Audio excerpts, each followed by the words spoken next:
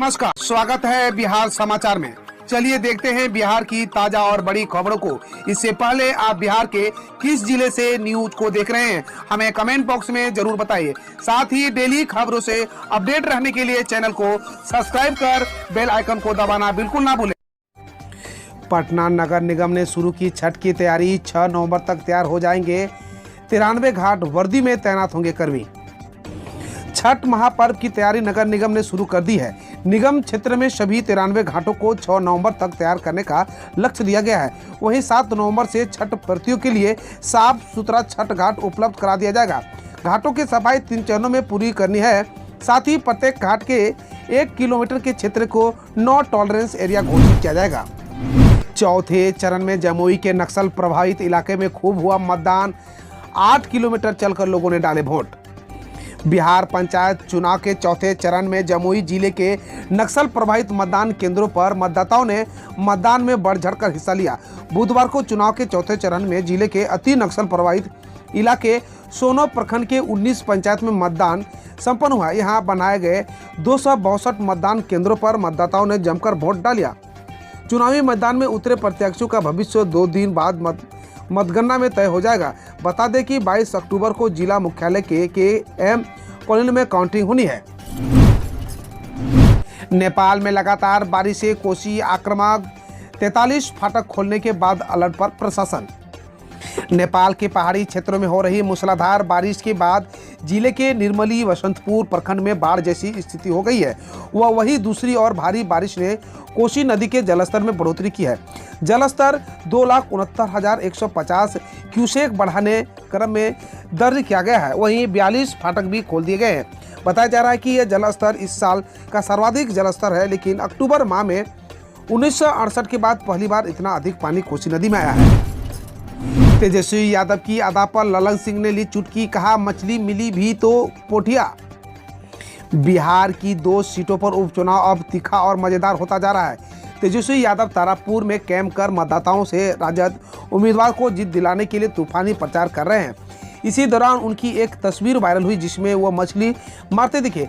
तेजस्वी की इस अदा पर चुटकी लेते हुए जदयू के राष्ट्रीय अध्यक्ष ललन सिंह ने हमला बोला। ललन ने हमला बोलते हुए कहा कि जब चुनाव में आत्मविश्वास कमजोर पड़ जाता है तो मछली नहीं मारेंगे तो क्या करेंगे, लेकिन ये भी तो देखिए मछली भी मिली तो पोठिया मछली। दिवाली छठ में बिहार आने वाले लोगों को बड़ी मुसीबत। ट्रेन में 9 रूम तो फ्लाइट का किया किराया 2 गुना। त्योहारों का सीजन शुरू होते ही बिहार से बाहर रहने वाले लोग बड़ी संख्या में बिहार लौटते हैं। ट्रेनों में लंबी वेटिंग और 9 रूम के बाद मजबूरन लोग हवाई सफ़र ज़्यादा कर रहे हैं, लेकिन हवाई सफ़र के लिए उन्हें टिकट के मूल किराए से अधिक कीमत चुकानी पड़ रही है। दिल्ली, कोलकाता, मुंबई, मंगलुरु, पुणे सहित देश के कई अन्य शहरों से लौटने वाले लोगों को बतौर प्लेन किराया में से 2000 से 2500 अधिक रुपए चुकाने पड़ रहे हैं।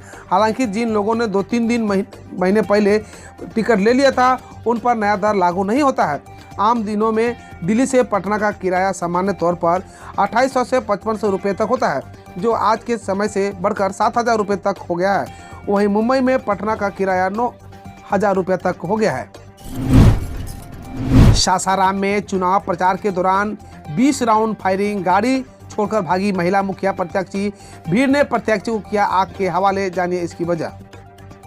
सासाराम से पंचायत चुनाव के प्रचार के दौरान हिंसा की खबर आ रही है। घटना विक्रमगंज प्रखंड के शिवपुर पंचायत के वरुणा गांव की है। एक मुखिया प्रत्याशी की स्कॉर्पियो कार को ग्रामीणों द्वारा जला दिया गया।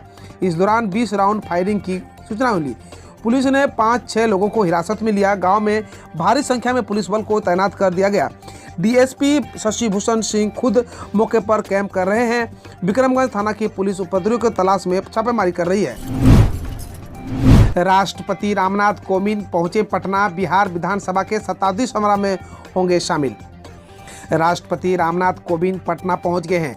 बिहार विधानसभा के शताब्दी समारोह में शामिल होने वे पटना आए हैं। पटना में उनकी 3 दिवसीय यात्रा है। पटना एयरपोर्ट पर राज्यपाल फागू चौहान और मुख्यमंत्री नीतीश कुमार ने महामहिम राष्ट्रपति की आवागनी की। मुख्यमंत्री और राज्यपाल के अलावे बिहार विधानसभा के अध्यक्ष विजय कुमार सिन्हा, डिप्टी सीएम रेणु देवी, तारकिशोर प्रसाद और कई मंत्री भी राष्ट्रपति के स्वागत में एयरपोर्ट पर मौजूद रहे।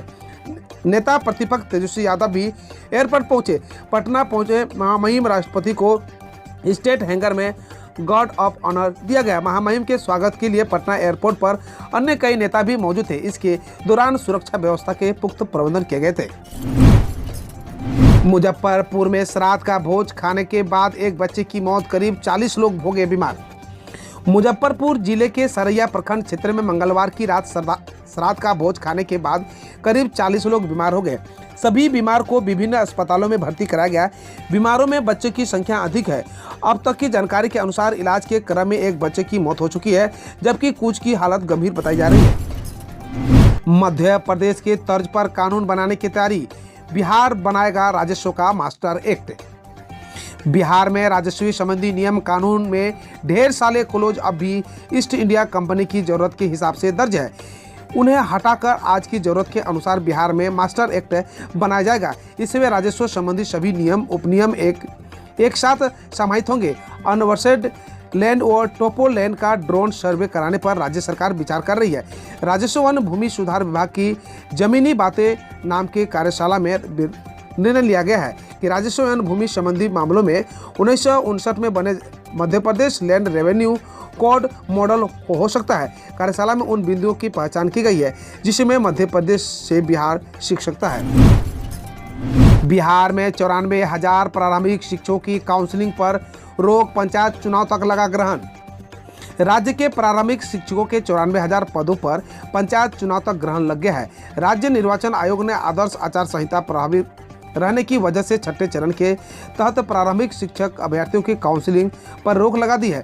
इससे पहले 12 अक्टूबर को शिक्षा विभाग ने प्रस्ताव भेजकर बचे हुए 1368 नियोजन इकाइयों में 12,500 पदों के लिए अभ्यर्थियों की काउंसलिंग शुरू करने की अनुमति आयोग से मांगी थी।